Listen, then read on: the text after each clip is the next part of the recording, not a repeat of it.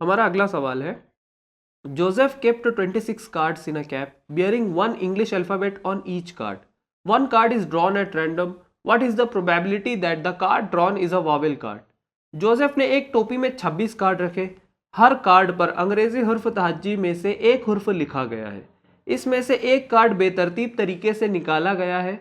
निकाले गए कार्ड पर हुर्फ हुर्फ इल्लत होने का एहतिमाल मालूम कीजिए। इस सवाल में जोसेफ के पास एक कैप है जिसमें उसने 26 कार्ड्स रखे हुए हैं। इन 26 कार्ड्स में से हर एक पर इंग्लिश के अल्फ़ाबेट्स में से एक अल्फ़ाबेट लिखा हुआ है। जैसे ए बी सी ऐसे जेड तक के लेटर्स में से एक लेटर हर एक कार्ड पर लिखा हुआ है।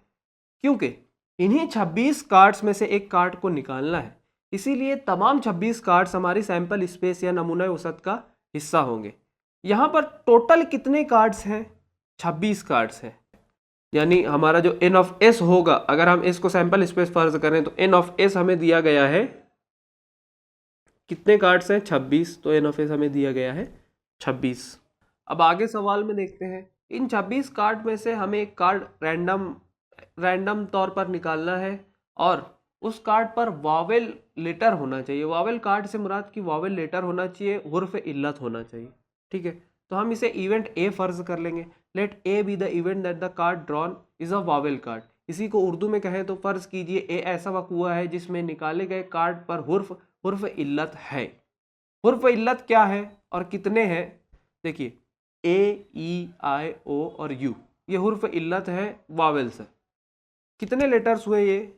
यानी अगर हम ए इवेंट ए फर्ज कर रहे हैं तो इसके अंदर आएंगे ए ई आई ओ यू, 5 लेटर्स हैं ये। तो हमारा एन ऑफ ए कितना हो जाएगा? 1 2 3 4 5। अब इसकी ही प्रोबेबिलिटी मालूम करनी है, इसका ही एहतिमाल मालूम करना है। तो ये क्या हो जाएगा? P of A is equals to N of A upon N of S. N of A कितना है? 5। एन ऑफ एस कितना है? 26। तो ये हो जाता है 5/26। अब यहाँ पर वॉवेल्स के बारे में पूछा गया था। अगर कॉन्सोनेंट्स के बारे में पूछा जाता तो इंग्लिश अल्फ़ाबेट में कॉन्सोनेंट्स कितने होते हैं? 21 कॉन्सोनेंट्स होते हैं। ये बात आप ध्यान में रखिए, अगर वो सवाल को कभी बदले या आपको कॉन्सोनेंट्स के बारे में पूछे तो आपको पता होना चाहिए कि इंग्लिश अल्फ़ाबेट में 21 कॉन्सोनेंट होते हैं और 5 वॉवेल्स होते हैं। हमारा अगला सवाल है, each card bears one letter from the word mathematics. The cards are placed on a table upside down. Find the probability that a card bears the letter M. Her card पर लफ्ज mathematics के हुरूफ से एक हुर्फ लिखकर इन्हें औंधा रख दिया गया है। इनमें से एक कार्ड निकाला गया तो वह हुर्फ एम हासिल होने का एहतिमाल मालूम कीजिए। इस सवाल में कार्ड्स हैं, इनमें से हर एक कार्ड पर लफ्ज मैथमेटिक्स के स्पेलिंग लेटर्स में से एक लेटर लिखा हुआ है।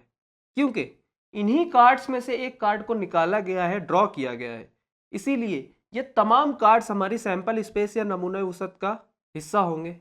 यानी हमारी सैंपल स्पेस में तमाम कार्ड्स होंगे। तो सबसे पहले हम लोग इस सवाल के लिए हमारी सैंपल स्पेस या नमूना औसत लिखेंगे। कैसे लिखेंगे? जो लफ्ज मैथमेटिक्स दिया हुआ है इसी को अल्फ़ाबेट्स में तोड़कर हम हमारी सैंपल स्पेस में लिखेंगे। तो ये हो जाएगा एस बराबर